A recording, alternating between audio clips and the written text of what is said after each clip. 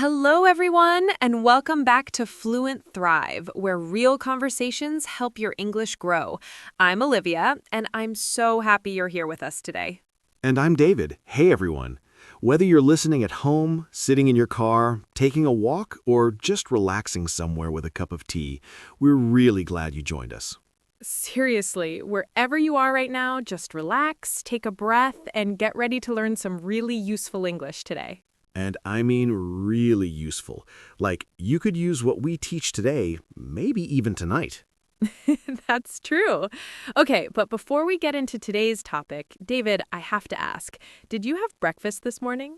You know what? I actually did, which is rare for me. I had eggs and toast, and honestly, it felt amazing. I felt like a completely different person. That's so funny because I skipped breakfast today and now I am starving. And that is actually the perfect introduction to what we're talking about today.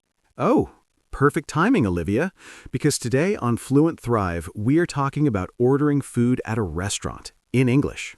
Yes, this is one of those topics that so many English learners worry about.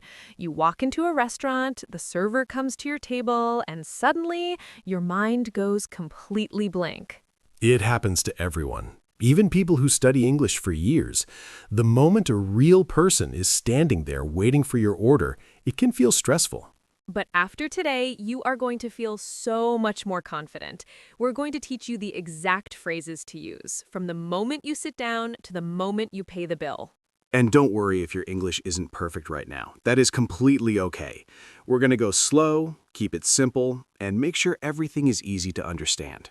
And hey, if this kind of natural English learning feels good to you, please subscribe to Fluent Thrive. It really helps us keep making these conversations for you. All right, let's get into it. Okay, so let's set the scene.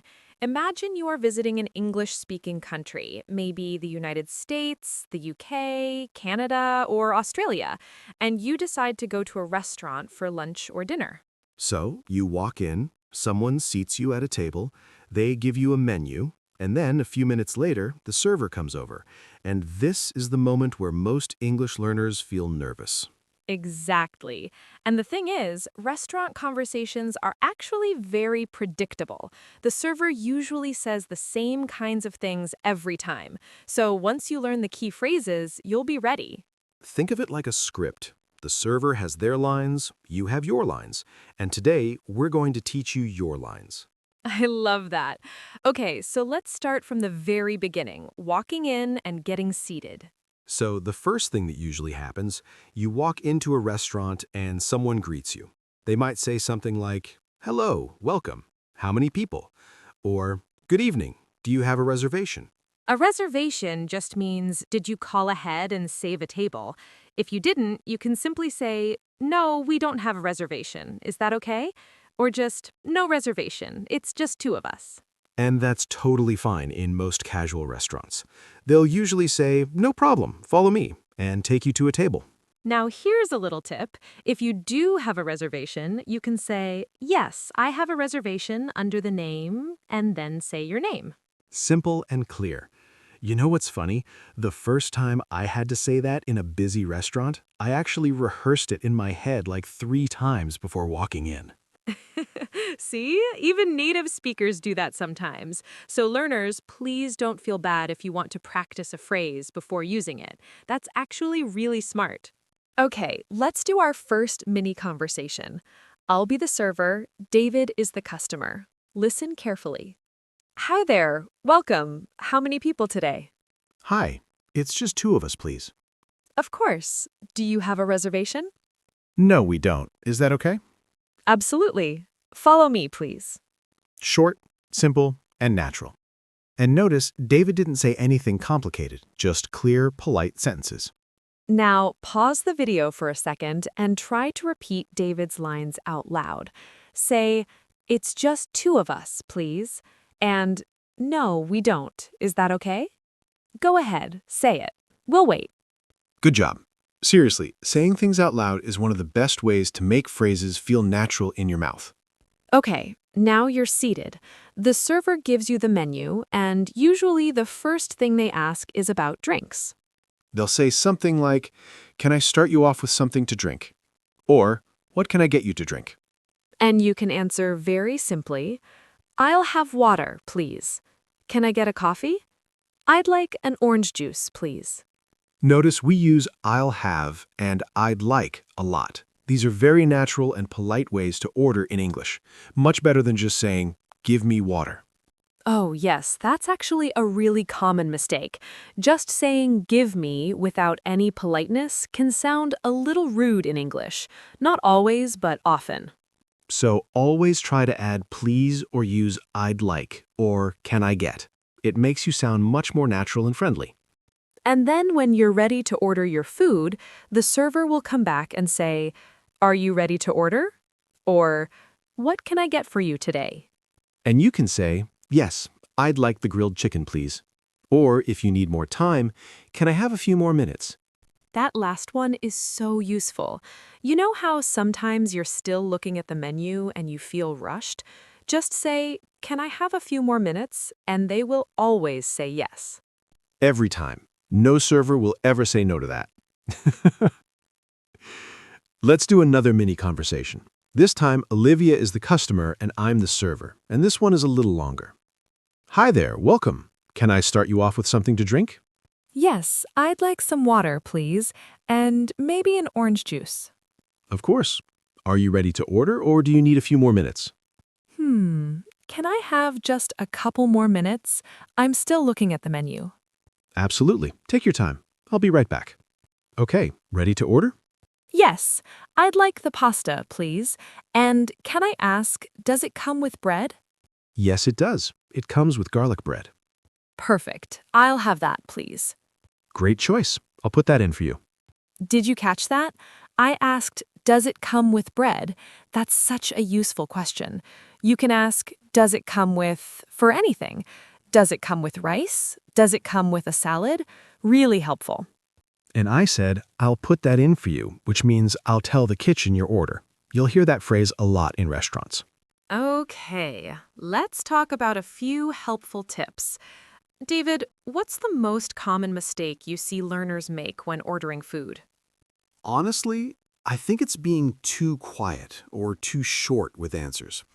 Like when the server asks, how would you like your steak cooked? Some learners just say, good, Oh no. which doesn't really answer the question.